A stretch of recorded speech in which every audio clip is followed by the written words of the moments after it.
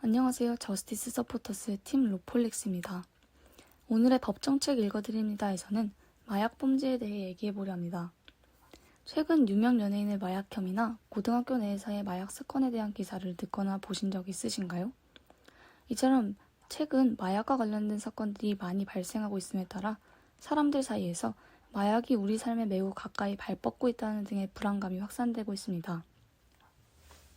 실제로 대검찰청에 의하면 수사당국이 검거한 마약류 사범은 2017년 14,123명에서 지난해 16,153명으로 증가하였고, 같은 기간 압수한 마약류는 154.6kg에서 1,295.7kg으로 8배 이상 증가했다고 합니다. 수사당국에서는 마약 거래가 코로나19 유행을 거치면서 텔레그램이나 다크웹 등 온라인 비대면 방식으로 이루어지게 되었고, 드러나지 않은 마약 유통이 크게 늘어난 것으로 보고 있습니다. 이렇게 온라인을 통해 마약을 비교적 손쉽게 구할 수 있게 되면서 인터넷 사용에 익숙한 20, 30대를 중심으로 마약 사범이 증가하는 문제를 연쇄적으로 일으키고 있습니다. 경찰청 통계에 따르면 30대 이하 마약 사범 비율은 2018년 40.7%였던 때에 비해 2021년에는 58.8%였다고 해요.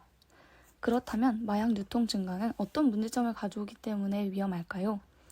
마약은 뇌를 구조적 기능적으로 변형시킴은 물론 강한 중독성을 가지고 있는 경우가 많다는 점에서 위험합니다. 이는 통제력을 상실시키고 금단 현상이 발생하면서 심리적인 불안을 유발하게 합니다. 또한 뇌를 구조적 기능적으로 변형시킴에 따라 우울증, 조울증 등의 다양한 정신질환을 일으킵니다. 마약 투약이 만성적일 경우에는 인지적 저하와 만성적 무기력을 가져오기도 하죠. 이처럼 마약 문제는 뇌와 연관이 있는 만큼 영구적인 문제로 이어질 수 있기 때문에 더 많은 위험을 초래하게 됩니다.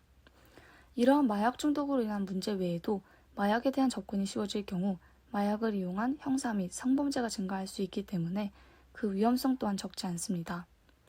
따라서 이러한 범죄의 다양함 및 증가, 그리고 마약 중독 문제에 대처하기 위해서는 다양한 노력들이 필요합니다. 먼저 개개인은 호기심에라도 마약을 절대 접하지 말아야 합니다. 호기심으로 시도한 한 번이 중독까지 이어지는 경우가 많기 때문입니다. 또한 누군가 건네는 음식이나 음료를 조심해야 합니다. 특히 모르는 사람이 주는 것이라면 더 경계해야 할 것입니다.